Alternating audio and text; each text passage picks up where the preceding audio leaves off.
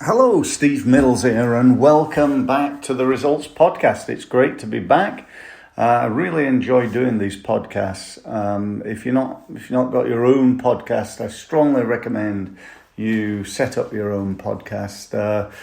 Back when I was a younger man, shall we say, the best forms of marketing were probably TV and radio, and these days it's all about video and podcasts.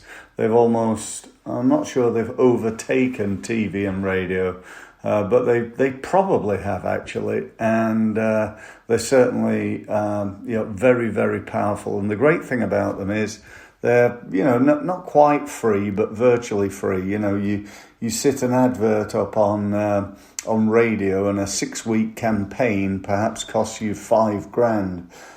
Whereas I pay for a podcast, and it's something like $120 per year, and I can do as many podcasts. So in other words, as many adverts or as much information that I want to put out there. I could literally do it 24/7, and it's just such a fantastic opportunity. So today, again, sharing some more tried, tested and proven ideas. For those of you who don't know me, perhaps this is the first time you've ever listened to my podcast. Let me just give you a little bit of my background. I left school pretty much without any qualifications whatsoever, having spent most of my school days playing truant and basically playing table tennis. I did that because I wanted to become the world table tennis champion. I fell quite a bit short of that, but I did become an international. I did play all over the world. I did beat several of the world's leading players, including the world number 3, the world number 5, and the world number 15. At the end of my career, I thought, right, what am I going to do now? I got a job, spent about 4 or 5 years in that job, and then decided that I wanted to work for myself. And I've been doing that ever since, literally 25 years, helping small businesses to sell and market their products and services. And in that time, I've helped literally thousands of businesses in hundreds of industries to make many, many, many millions of extra unforeseen pounds. And I've done that with businesses in the UK, in Europe, and the rest of the world. I've been over to Singapore, I've been to Vietnam, I've been to Dubai and Abu Dhabi and Saudi Arabia and America, and again, not quite all over the world, but certainly in many places throughout the world. And one of the things that I've been, I think this comes from my table tennis days. Back in my table tennis days, I always thought, right, if I'm going to learn something, I want to learn and spend time around the best players I can. So that, perhaps something will rub off, and perhaps, if I train like them, then I might be like them. I might get to their level. And that really hit home when I was a very young man. And also today, when I look at marketing and I look at my own education, where am I going to learn the latest techniques from? And I just automatically go to, right, who's the best in the world at this? Let me go and learn from them. Now, one such person in the area of, I suppose, he's got so many areas, to be honest, but certainly one area is psychology. The psychology of why people do what they do. And as a marketer, that's a really interesting area. And this area is all about how to influence people, but not in a when you say I'm good at influencing others, sometimes that's got a little bit of a negative connotation. Certainly in the UK, and I don't mean it in that way. I mean it in a positive way. You want to ethically influence people. I want to influence people to come and work with me so that I can help them because I know I can.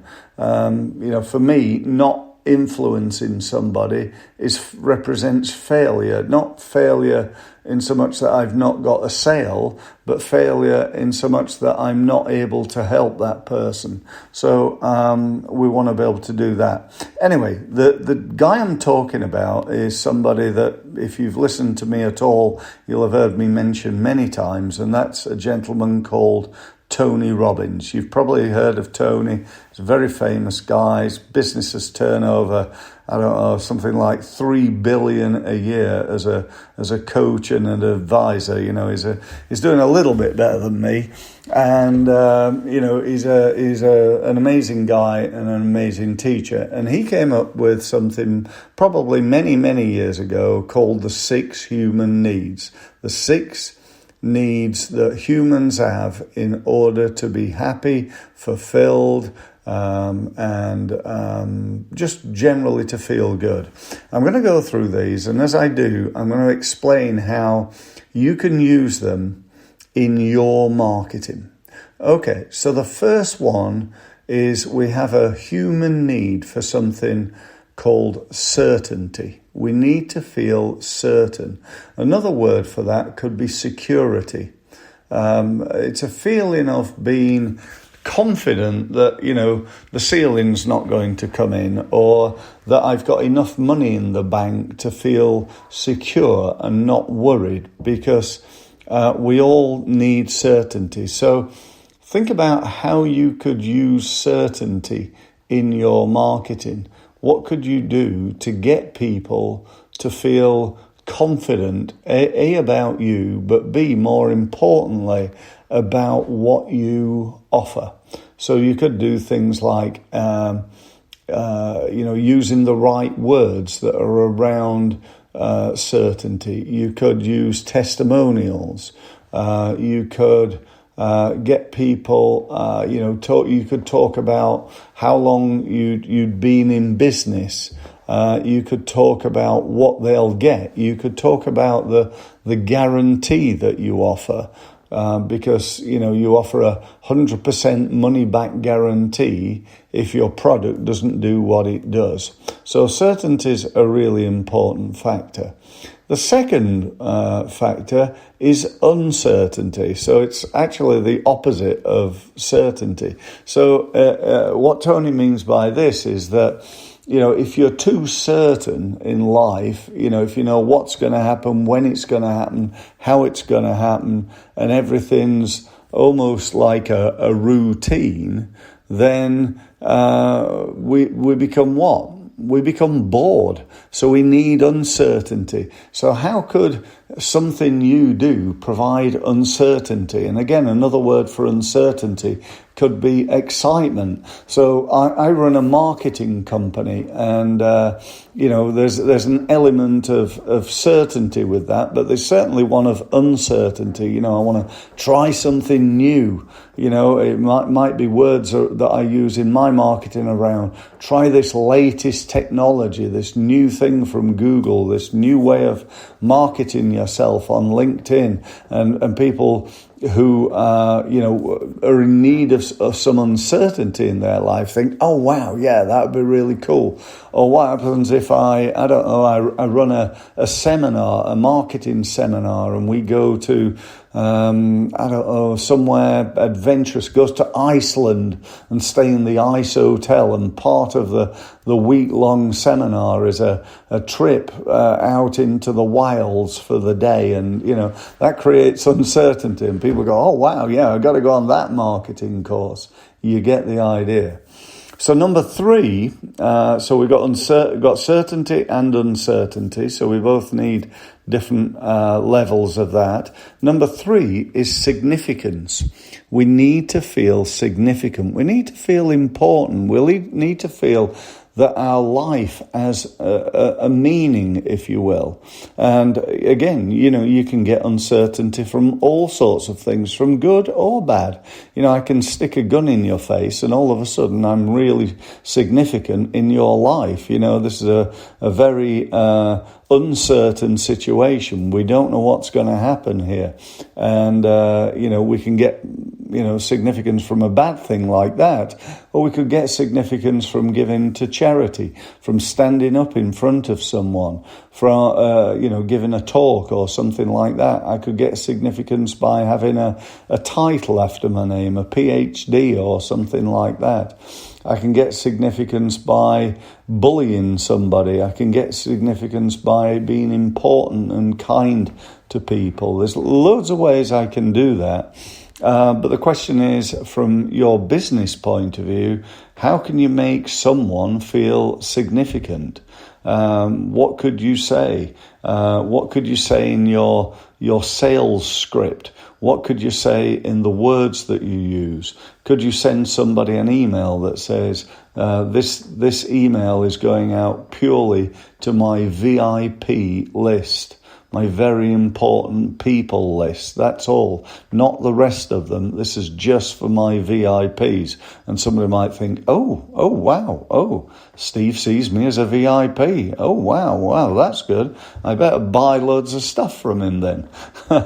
You get the idea. Number 4 is contribution. So people like to think that they are contributing.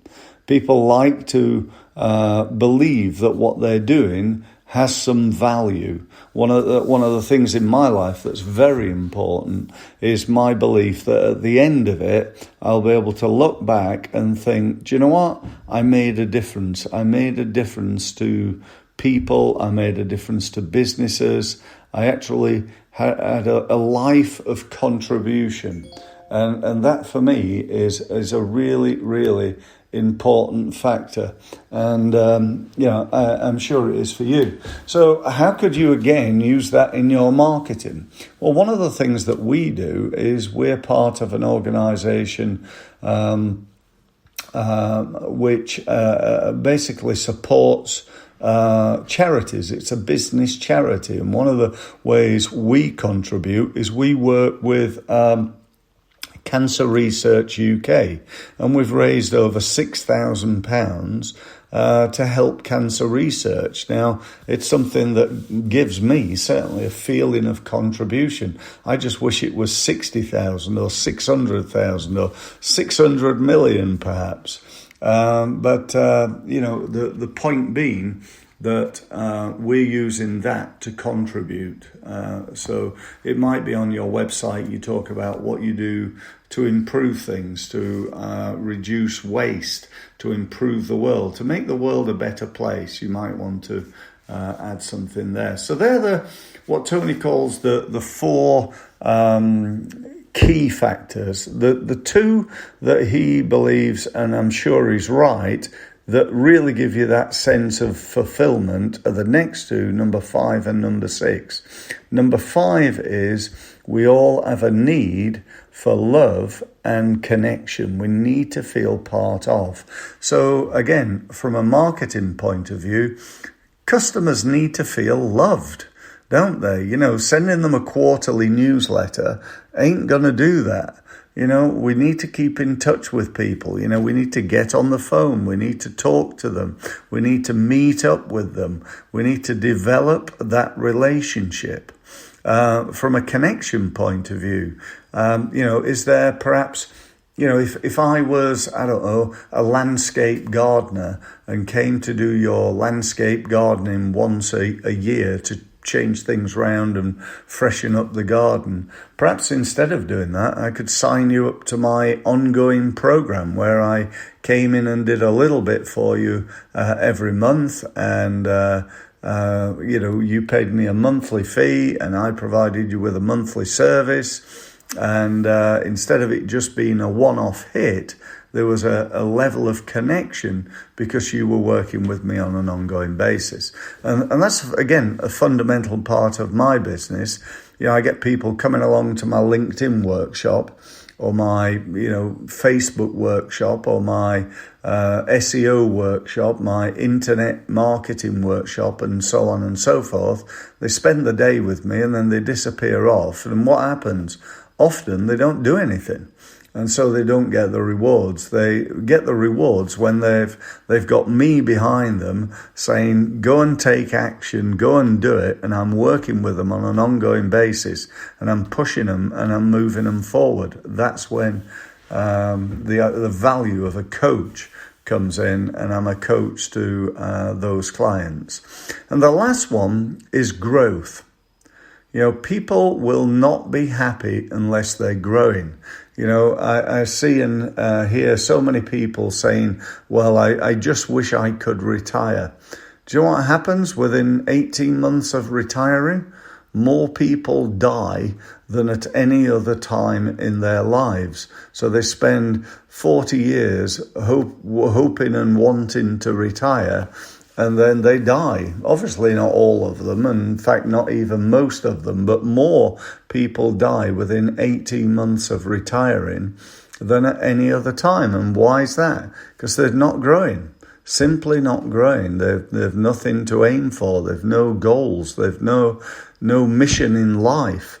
And the need to grow is a fundamental thing. So one of the great things I think about what I do is I help people to grow. If you don't want to grow, don't come to me, because I'm not really going to be able to help you. I want to help you to grow. I want you to help your business to grow. I want you to learn more. I want you to take more action. I want you to grow. I want you to take action. So, again, think of your version of that. Now, so if they're the six human needs: certainty, uncertainty, significance, contribution, love and connection, and growth, then what's a really important question? And that question is, out of all those, which one or ones are the more significant? Because we don't want them all equally.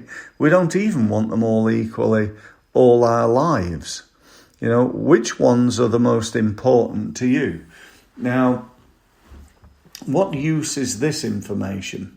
Well, let's stereotype people a little bit. Let's take the accountancy market. If you're an accountant, there's maybe a perception of an accountant, and I'm probably going to upset a load of accountants here, but by saying, that accountants are generally, and I say generally because not all of them are, they're generally more, what's the word I'm looking for? They're about reliability. They're about stability. They're not high risk takers. I would say the need for uncertainty in an accountant, generally speaking, is nowhere near as high as certainty. They like to know that those accounts are done, and they're, you're not going to get many accountants, I don't think, thinking, oh, well, that'll do, which is a good thing, by the way. So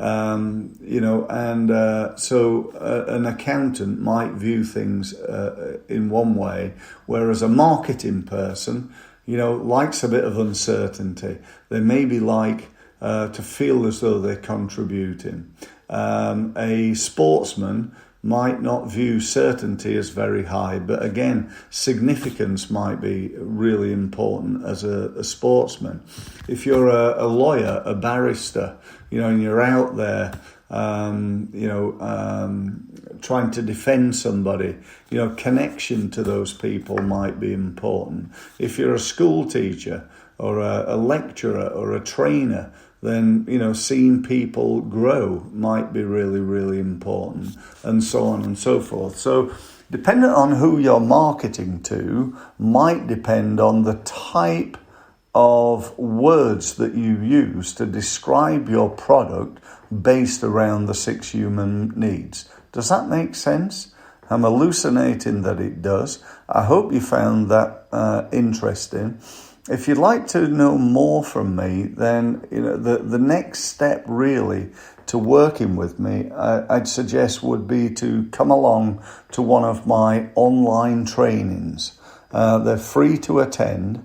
They run at various days and times, and they're all about how to get more leads, more sales, and to grow your business. If you want to attend one of them, they're just over an hour long, be the best hour you've spent this year, and come along.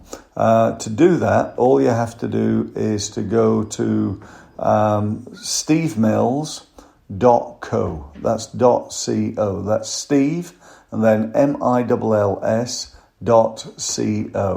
You'll see a big orange button in the middle. Click on that and get yourself signed up to the webinar. Thanks very much for listening, and I look forward to speaking to you again soon. Thank you.